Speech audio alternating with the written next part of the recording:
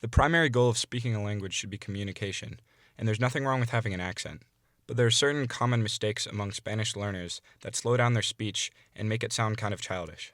The good news is, some of these common mistakes are really easy to fix. So in an effort to provide information that isn't often given to learners in Spanish classrooms, I've compiled 4 of the cringiest yet easy to fix errors that learners make. Error number 1 is adding syllables where they don't belong. This is usually seen with Spanish semivowels like w or y being pronounced as u and e. Good examples can be found in the words bueno and bien. Notice how the u and the I in these words are pronounced as a semivowel, like a w or a y, instead of a full vowel like a u or an e. All you need to do to fix this is every time you see a u or an I in front of another vowel, imagine it as a w or a y. So instead of saying bueno or bien, say bueno and bien. Also, remember that the O and E in Spanish should be pronounced as monophthongs and not diphthongs like in English. What this means is, rather than saying dos, say dos, and rather than tres, say tres. All you have to do is just imagine these vowels as slightly shorter than their English counterparts. With a little bit of practice, you can fix this error in about a day. The next pronunciation mistake that I rarely hear people talk about is that of soft consonants being pronounced as hard consonants. This is probably because there's really no equivalent to this in English.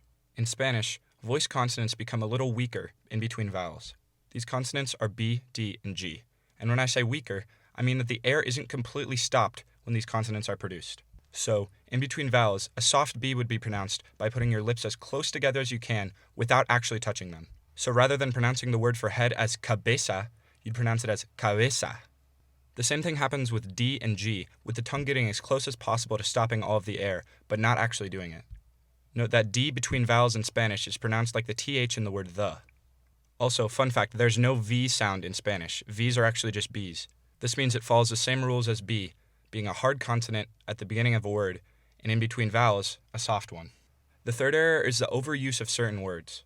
For instance, the Spanish verb comprender is often overused by learners because they relate it to the English word comprehend. The right verb to use in this situation is almost always entender. So, to say, I understand, you'd say entiendo rather than comprendo.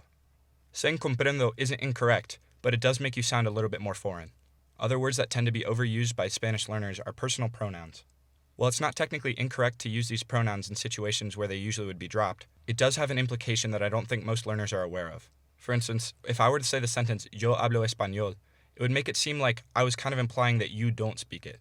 This is because, since pronouns can be dropped, it adds extra emphasis when you include them where they could easily be ignored.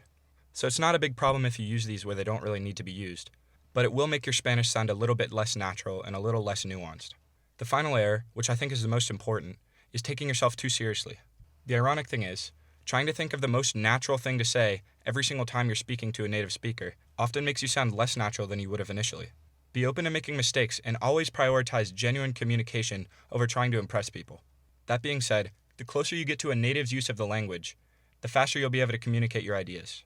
Trying to speak Spanish with English sounds is like trying to eat soup with a fork.